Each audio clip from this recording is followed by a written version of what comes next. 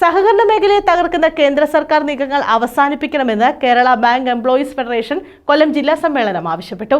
ജില്ലാ പഞ്ചായത്ത് ഹാളിൽ സമ്മേളനം CI2 അഖിലേന്ത്യാ വൈസ് പ്രസിഡന്റ് ജെ മേഴ്സിക്കുട്ടിയമ്മ ഉദ്ഘാടനം ചെയ്തു. പൂച്ചയ്ക്കും പട്ടിക്കും നടക്കാൻ അവകാശമുള്ള വഴിയിൽ കൂടി മനുഷ്യന് നടക്കാൻ അവകാശമില്ല എന്നത്, ക്ഷേത്രത്തിൽ പ്രവേശിക്കാൻ അവകാശമില്ലെന്ന്, ക്ഷേത്രത്തിന്റെ 4 അയലത്തു കൂടി നടക്കാൻ പോലും അവകാശമില്ലാത്തൊരു കാലത്താണ് ഇതിനെയെല്ലാം ശ്രീനാരായണ ഗുരു ചോദ്യം ചെയ്തതെങ്കിൽ അതിന്റെ എല്ലാം അടിത്തറ മാനവികതയായിരുന്നു, സാഹോദര്യമായി.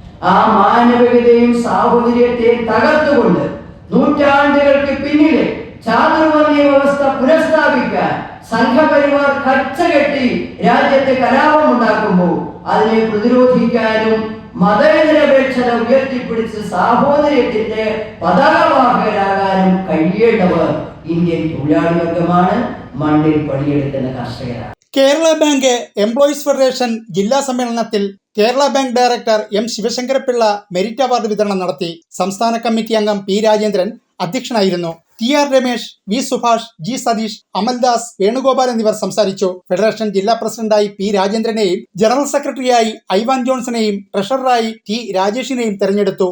ന്യൂസ് ബ്യൂറോ, കൊല്ലം.